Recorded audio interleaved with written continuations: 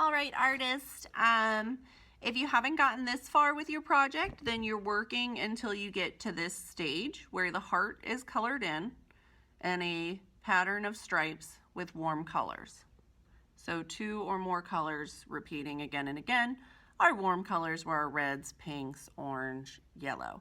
Today we're going to pick cool colors and fill in the background. So I actually happen to have a lot more cool colored markers than I did warm colored markers to choose from. So my blue, green, purple, and the different versions of those colors are my cool colors. I'm going to use those to fill in the stripes around the heart. I had 3 colors for the inside, so I'm going to pick 3 colors for the outside. If you had 2 colors, so if you did yellow, orange, you will only pick 2 colors for the outside. So matching up how many colors did you pick for the inside, and now choosing that for the outside. I think I have my 3. Green, purple. So hard to decide. Any of these would look nice. Okay, so I'm gonna go with these 3. All right, where I have a red stripe, maybe I'm gonna make that green. And then that would mean on both sides of this red stripe, it's gonna be green here and green here. Where I have the next red stripe, it's gonna be green here and green here. Red stripe, green, green. So the pattern is gonna repeat, and it'll also kind of match then. So one whole stripe is gonna be red and green. The next whole stripe, I think I'll use blue, will be blue and orange. And then I think I'm gonna do the purple with my pink. And those are actually gonna be the most similar because that pink was like a purplish pink. All right, so that's how we're gonna finish these up. Let's go.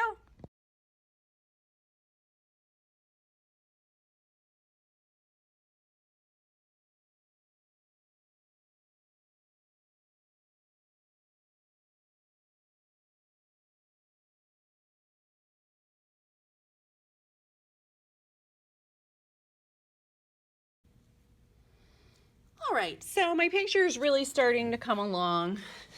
I mentioned anywhere it was red, I would have green. Now yours might be a different cool color in the background. You might have purple next to where you have red, right? That won't be consistent for each person.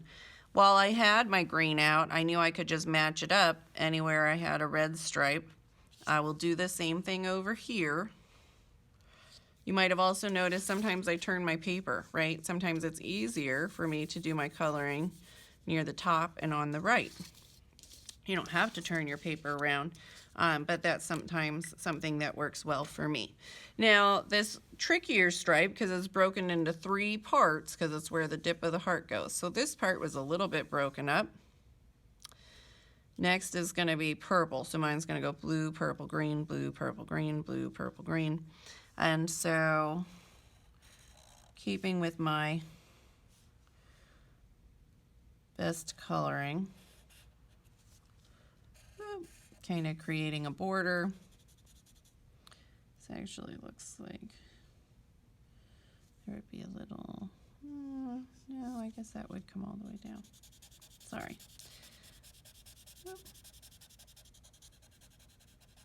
So now filling in the purple. I'm just going to do a little bit in slow motion, reminding you to use your best coloring and kind of talk about how this is starting to come together, getting closer to being a finished work of art now that I'm finishing up the outside.